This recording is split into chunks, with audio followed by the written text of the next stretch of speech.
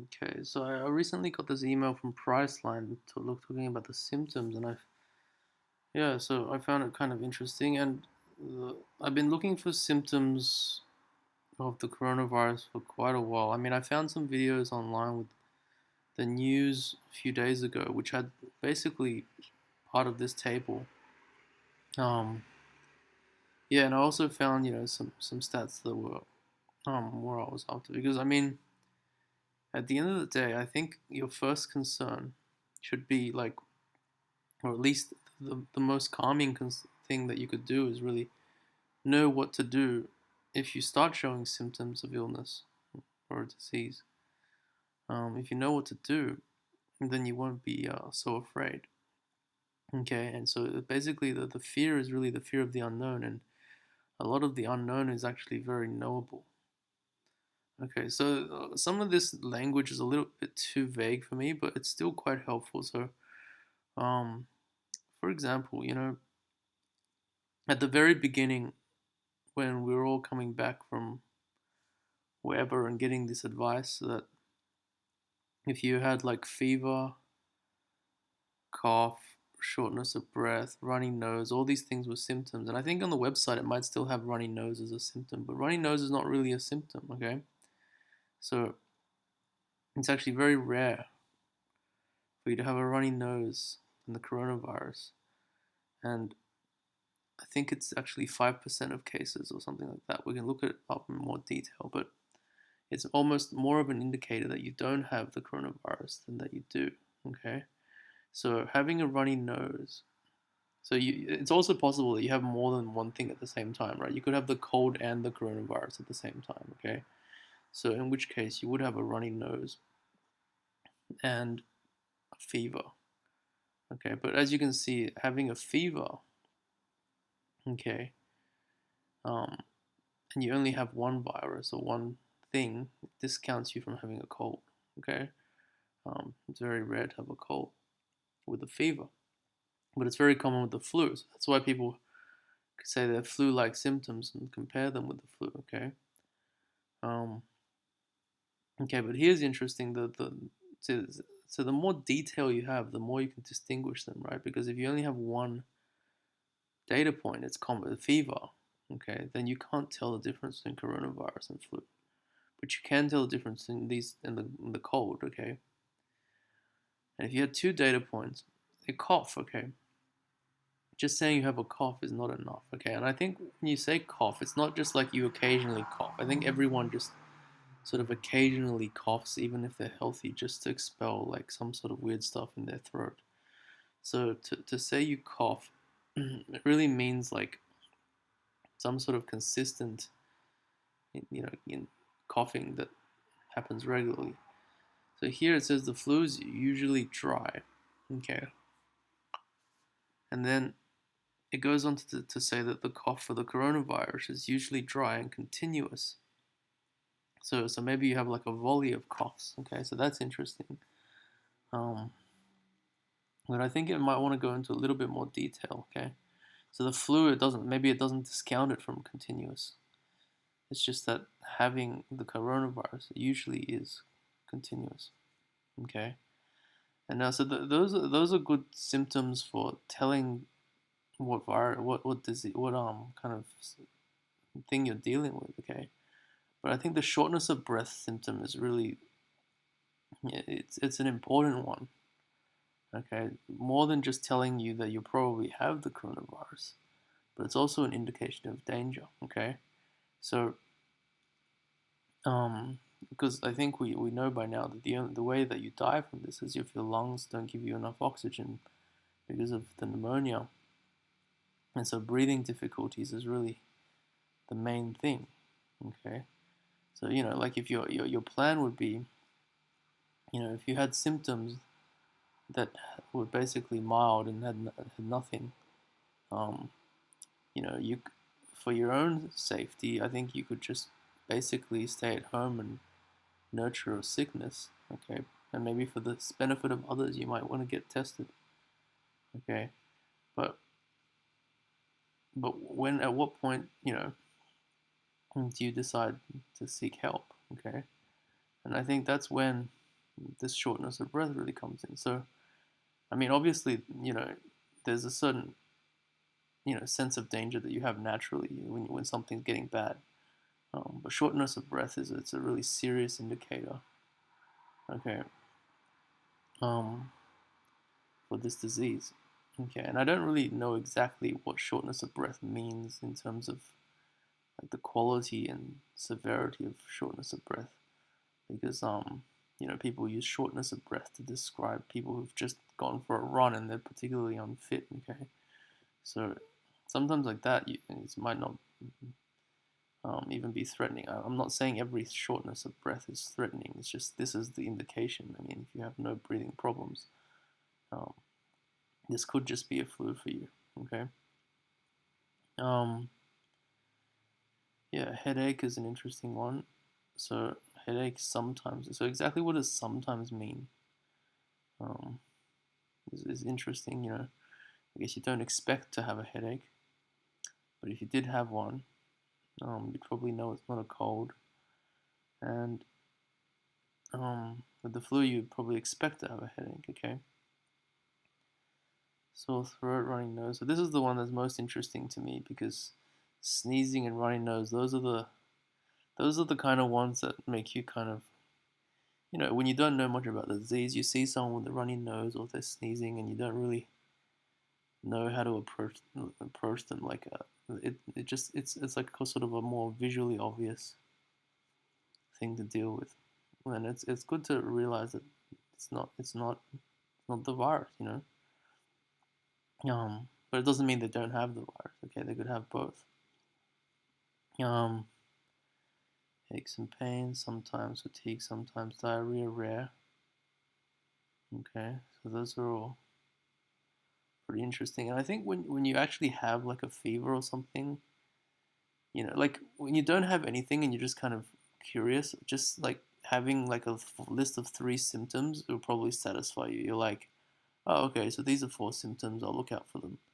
But if you actually start like having a headache or something, or you have a fever, I feel like that no longer becomes adequate to satisfy you. Okay, because then you become maybe concerned that you have this virus. So then you think, okay, do I have this virus? And then you think about the data that you had before, and it wasn't very helpful. It's like, oh, I don't even know what coughing means. I cough sometimes. So to really spell it out, I think it's very important. Okay, and so at the very beginning, I thought this was the information that people should have sought out the most. Okay, because worrying about what the society does as a whole is really not. It's not something you can control, like to a large extent. Okay, so at least it's something that you should worry about after you stop panicking. Okay. All right. So looking at so basically what I really wanted right from the beginning was just like a list of people who have had coronavirus and their experiences day by day. That's all I really wanted. Okay. And I think some of this stuff is starting to come out in the literature. So back to this site that I like. Um, so I don't know. It's the Australian government website still got runny nose as a symptom. Um, So typical symptoms, 80% of cases are mild. Um, so it doesn't mean that if you get it, it's 80% likely to be mild. Okay, because this is not a random 80%. It's very, very much dependent on your health conditions, which is known to you. Okay, so your chances, it's not as random as it seems. Okay, pre-existing conditions, 80% are mild. So this is for everyone. Okay. So if you're in like the low risk category, it's like you have a way better chance. If you're in the high risk category, um, you might even be worse than the 20%. Okay, does that make sense? Like if you know you're in the 20% category, then you're like the 100%. Okay. Anyway, so 4.7% critical. So this is like you definitely need a respirator. So like 5% of cases you need a respirator. Okay. It's not clear what this means. So developing pneumonia and shortness of breath. Does that mean, yeah, so I guess they can kind of get over it on their own, but they'll probably need an ICU at least. Hmm. Okay, excuse my speculation. Yeah, pre-existing conditions. Yeah, examples from possible from actual cases. This is what I like. Okay, let's have a look. A man in his 40s. Okay, doesn't tell you that much. Okay, because he could be a healthy man in his 40s. It's really like maybe there should be like a. I mean, there is, but maybe people should report it, like the health age of someone. Like this man could be in his 40s, but he's sort of equivalent to like a 30-year-old healthy person. All right, anyway, so he's got muscle pain on day one, which is interesting because the aches and pains, that was sometimes, wasn't it? What do we have here? Aches and pains sometimes. So that already puts him in a sort of a weird category. But it doesn't differentiate it from any of the other stuff. Okay, so initial symptoms, low grade fever and sore throat. Sore throat was another sometimes. Okay. Mm. Chills, sweating, malaise. I don't really know what that word means. It means bad, something bad. Okay, fever, muscle pain, and cough. Day 4. Oh, these are different people now. So fever by day 4. No day 1 fevers here. Oh, day 1 fever. That's in the 70s. So I guess a fever is just a normal reaction to a viral infection. Okay, so it's when the body can't control it. That's when it might be a problem. But the fever is your own doing. 2 to 3 on a bus tour. Okay, so fever. Day 5, medical institution. Day 6, pneumonia. So I'm like imagining like your lungs getting infected. Coughing tries to get rid of it. Fever's trying to get rid of it. But it's still doing it until it's caused pneumonia. Day 6. Woman in her 40s, low grade fever on day 1. Day 2, so 38 I guess is not a low grade fever. Day 6, being treated at home. Day 1, a cold. It's not a symptom. Is that a list of symptoms? Fever, 39 on day 6. And we had two things at once. Pneumonia.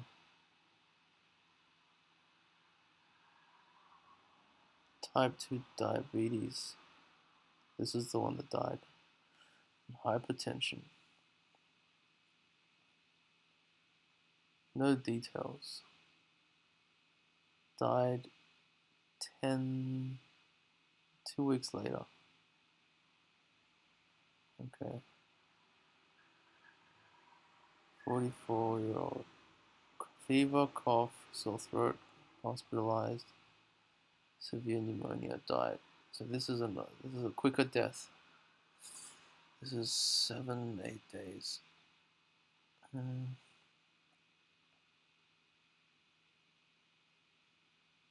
So you could die pretty quickly.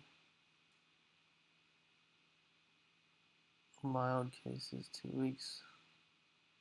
Symptoms observed in hospitalized patients. Fever. So everyone had a fever. So if you don't have a fever, okay, you're really unlikely to have it. So you could be coughing, or you have runny nose, and all this sort of stuff. Then it makes it like probably a cold, okay? Fatigue, 69%. What was fatigue a common thing? So I guess fatigue is not that common, okay, if you just have it, but for all the serious ones, it is common. Okay, so if you're not fatigued, it's suggesting it might not be as serious. From first symptom to this, well, I don't know what that means. Shortness of breath. Okay, there it goes. 5 days. So these are the ones who went to hospital. Okay. I mean, people do probably go to hospital more often than the seriousness suggests, but it is generally the more serious cases that end up in hospital. I mean, why would you really want to go to hospital and risk getting all these other diseases when you could just be fine without complications and you're doing fine? So it requires some sort of need to incur that extra risk. Acute respiratory disease, 8 days. First symptom to 8 days. So first symptom might be the fever or the dry cough. I think it said at some point the cough comes first.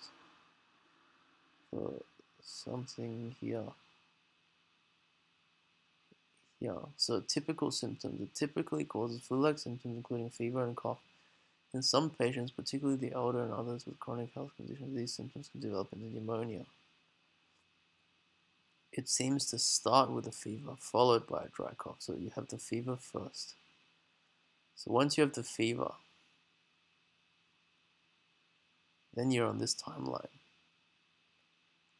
After a week, it can lead to a shortness of breath. So once you have a fever, you have at least 7 days of good health, even if it's going to get bad. So we saw that case of the person who died, right? They died after like 8 days.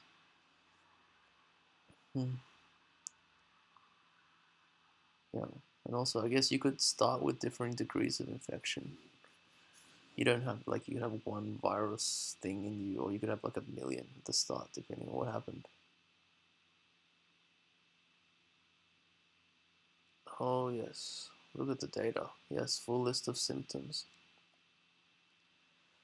So there's 138 people, 36 in the ICU, 102 in the hospital, but not in the ICU. And basically all of them but two had a fever. That's interesting. Why didn't the other two have a fever? Anyway, maybe they've. Okay, anyway, so fatigue. A lot of them had fatigue. So in the ICU, 80% of them did. In the other hospital area, about 65%. So about 60% here had the dry cough. 70% had the dry cough in the ICU. Vomiting, vomiting, headache is all pretty rare.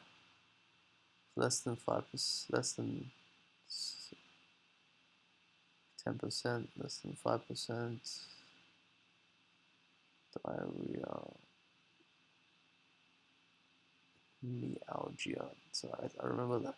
I learned what dyspnea, that's the shortness of breath thing. So that's like a third of the people.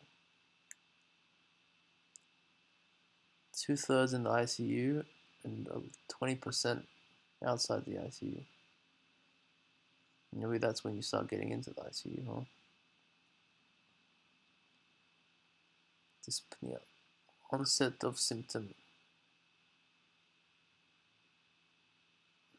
to hospital. 41 cases here, all of them had the fever, basically. It's weird how there's 2% that don't have fever. Maybe their body just doesn't fever up. Or is it randomly 2%? Myalgia, fatigue, muscle pain.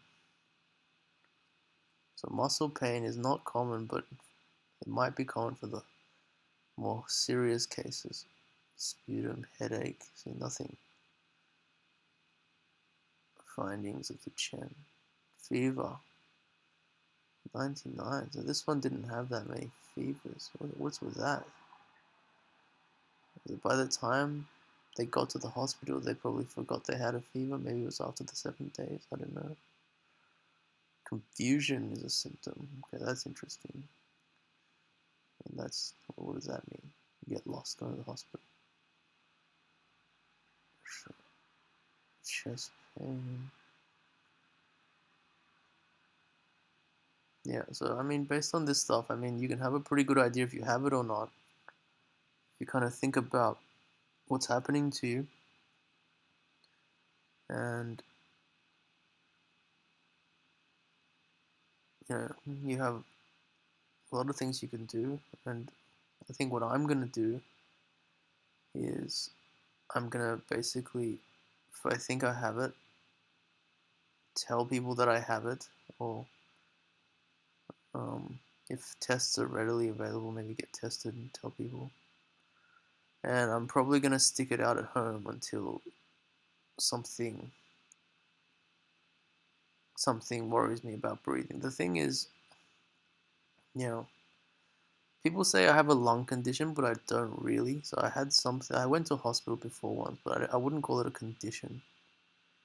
See, like it was very well explained what happened, and it wasn't like a condition. It was just like a rant. It's like when you get punched in the lung or something, you know? Yeah.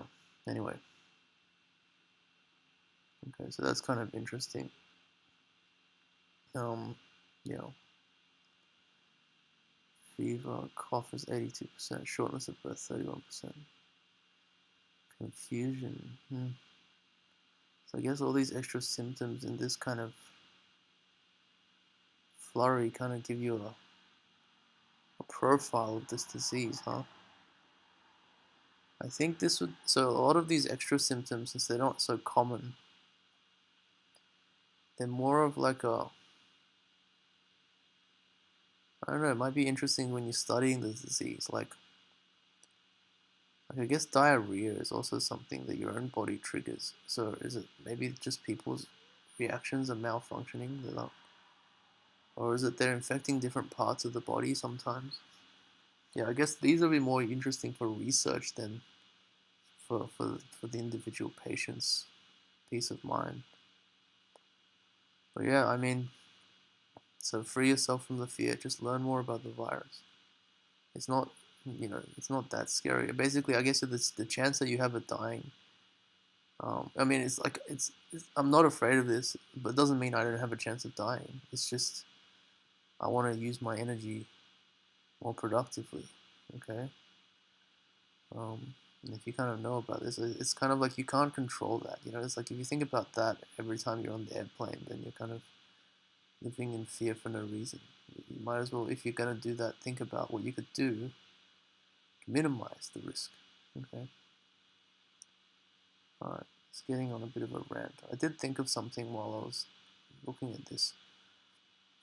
I guess now that we know so much about the infection rate and the serious critical rates, I really want to think about.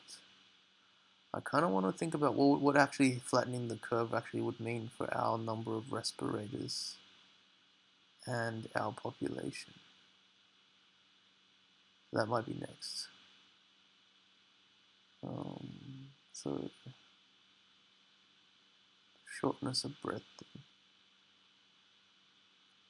Less than half of the hospitalized patients. So maybe to be generous, say like 5% of people need a respirator. No, maybe we don't want to be generous. We want to be generous to the flattening the curve or pneumonia in both lungs.